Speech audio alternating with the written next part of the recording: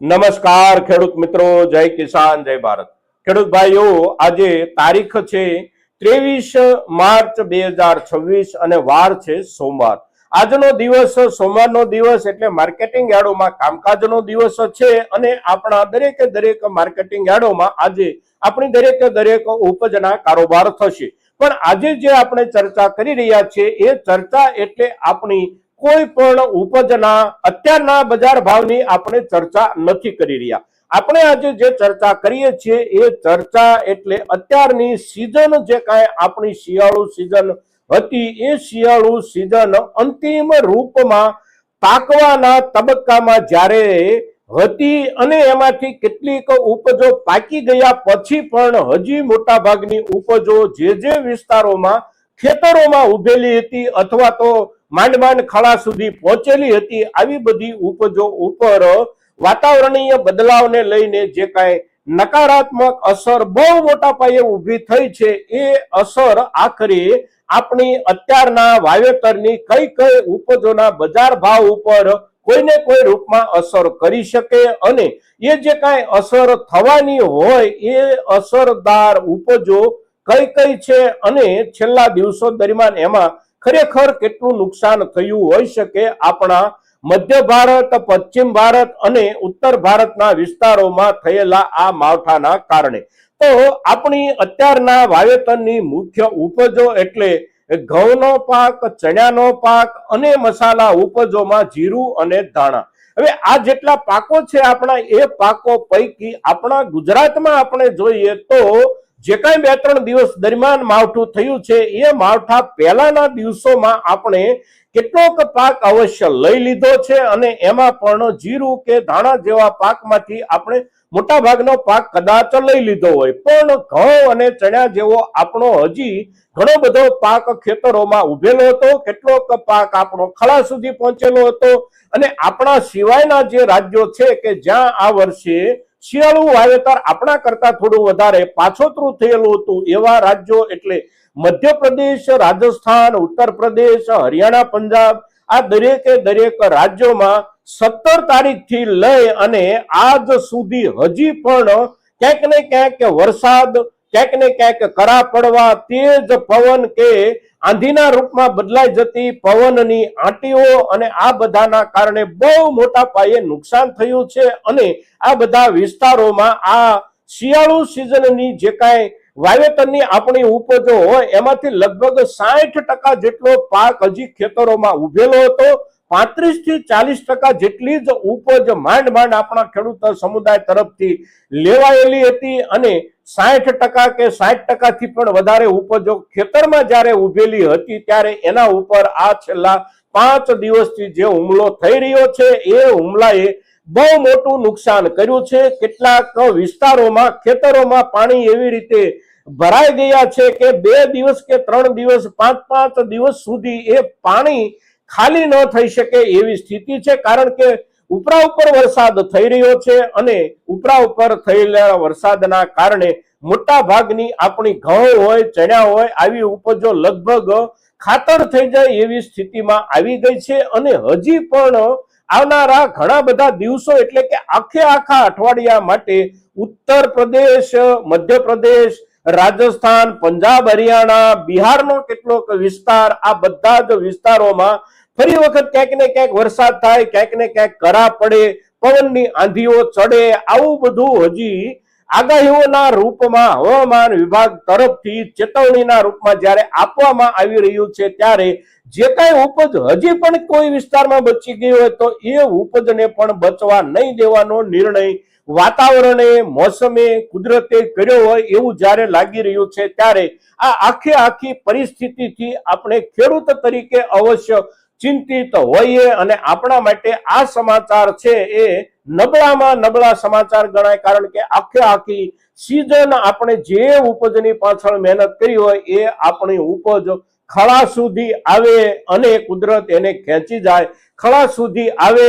અને કુદરત એને તાણી જાય. ખળા સુધી આવે અને એમાંથી એક પણ દાણો આપણા હાથમાં ન આવે, આવી પરિસ્થિતિ જ્યારે કુદરત તરફથી નિર્માણ થાય ત્યારે સૌથી વધારે દુઃખદાયક સ્થિતિ આપણા માટે બની જતી હોય છે। અને એ જે પરિસ્થિતિ છે એ પરિસ્થિતિ એટલે એક ગામ, બે ગામ કે પાંચ ગામ નહીં, પણ સંપૂર્ણપણે આપણે જોઈએ તો આપણા ગુજરાતનો મોટા ભાગનો વિસ્તાર અને સંપૂર્ણપણે મધ્ય ભારત અને ઉત્તર ભારતનો આપણો વિસ્તાર આ પરિસ્થિતિમાં આવી ગયો છે। અને આ જે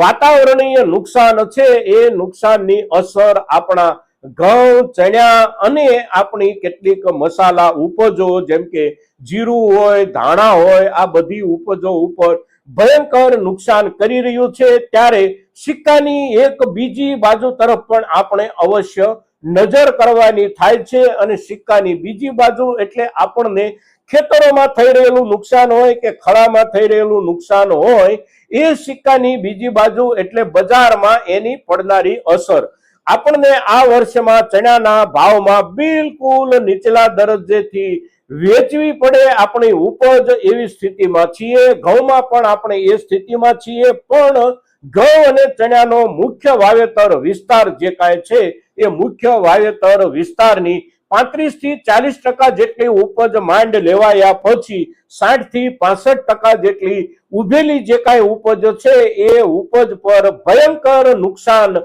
બેસી શકે છે। અને એ બેસનારા ભયંકર નુકસાનનો આંકડો આખરે બજારમાં જથ્થાના રૂપમાં પણ આપણને જોવા મળી શકે છે। અને એ જે કાંઈ આંકડો બેસે એ બજારમાં, એ આંકડો એટલે બજારમાં આવતી આવકોમાં મોટા પાયે ઘટાડો, ઉત્પાદનના ઘટાડાની અસર બજારમાં અવશ્ય જોવા મળશે। અને ઉત્પાદનના ઘટાડાની અસર જ્યારે બજારમાં દેખાય ત્યારે કોઈ પણ ઉપજના ભાવોમાં સુધારો પણ અવશ્ય બનતો હોય છે। એટલે સુધારો આપણા ચણા જેવો પાક હોય કે ઘઉંનો પાક હોય કે કોઈ પણ શિયાળુ ઉપજનો પાક કે જે પાક આપણો આ વિસ્તારમાં વવાય છે અને એમાંથી મોટા ભાગનો પાક હજી ખેતરોમાં ઉભો હોય કે ખળા સુધી પહોંચેલો હોય, આ દરેકે દરેક પાકની આખી રાષ્ટ્રીય ઉપજના અત્યાર સુધીના જે કોઈ અંદાજિત આંકડાઓ હતા એ આંકડાઓ ઉપર મોટી અસર કરી શકે છે। કારણ કે આપણા દેશના લગભગ 40% થી પણ વધારે ભાગમાં અત્યારે આ પ્રકારનો નકારાત્મક કુદરતી માહોલ ઉભો થઈ ગયો છે। ત્યારે અવશ્ય ઉપજના રાષ્ટ્રીય ચિત્ર ઉપર મોટું નુકસાન બેસી શકે છે અને ક્વોલિટી ઉપર પણ મોટું નુકસાન બેસી શકે છે। અને આ બંને પ્રકારના નુકસાન એટલે કે ઉપજના જથ્થા પરનું નુકસાન અને ક્વોલિટી પરનું નુકસાન એટલે બજારમાં આખરે ભાવોમાં આવનારા મહત્વના બદલાવના સંકેતો છે। મિત્રો, તો અત્યાર સુધીમાં આપણા જે કોઈ ખેડૂત સમુદાય પાસે શિયાળુ વાવેતર પૈકીની આ જે કોઈ ઉપજો આવી ગઈ છે અને અત્યારે આપણે આખરે થાકી અને બજારના આ ભાવ લેવલે પણ વેચવાનો નિર્ણય કરી રહ્યા હોઈએ અને કરવાના હોઈએ તો અવશ્ય એકાદ અઠવાડિયું કે 2 અઠવાડિયા આપણી આર્થિક જરૂરિયાત વધારે પડતી અગવડરૂપ ન હોય તો અવશ્ય આપણે રાહ જોઈએ, તેલ જોઈએ, તેલની ધાર જોઈએ। ખાસ કરીને ચણા અને ઘઉં આ બે જે ઉત્પાદનો છે આ ઉત્પાદનો ઉપર તો અવશ્ય મોટી નકારાત્મક અસર બેઠી છે। સાથે સાથે જીરાનો વાવેતર વિસ્તાર રાજસ્થાનમાં જે કાંઈ છે એ આખા વાવેતર વિસ્તાર ઉપર જે કાંઈ અસર થઈ છે એ અસર પણ રાજસ્થાનના ખેતરોમાં કુલ વાવેતરના રકબા પૈકી હજી જ્યારે 50% થી પણ વધારે ઉપજ ઉભેલી હતી ત્યારે એના ઉપર પણ ભયંકર અસર થઈ રહી છે। એટલે આ 3-4 ઉપજો આપણી જે કાંઈ છે એ 3-4 ઉપજોના બજારના ચિત્રમાં બદલાવ આવી શકે છે, પણ એ બદલાવ થોડા સમયના અંતર પછી આપણને જોવા મળી શકે એવું બને। પણ આપણે અવશ્ય આ તરફ ધ્યાન આપીએ અને એ તરફ ધ્યાન આપી અને આપણી ઉપજનો આપણે નિર્ણય કરીએ। મિત્રો, આજના દિવસે આપણે જે કાંઈ ચર્ચા કરીએ છીએ, જે કાંઈ વાત કરીએ છીએ એ વાત, એ ચર્ચા એટલે કુદરતના બદલાયેલા સ્વરૂપ પછી બદલાઈ જનારી આપણી દરેકે દરેક ઉપજની જથ્થાકીય સ્થિતિ અને દરેકે દરેક ઉપજની ગુણવત્તાકીય સ્થિતિના અંતે બજારમાં તૈયાર થનારા નવા ચિત્રની ચર્ચા જ્યારે કરીએ છીએ ત્યારે આપણા મહત્તમ ખેડૂતો સુધી આપણી આ ચર્ચા પહોંચે એ માટે આપ સૌના પ્રયાસોની અપેક્ષા સાથે જય કિસાન, જય ભારત.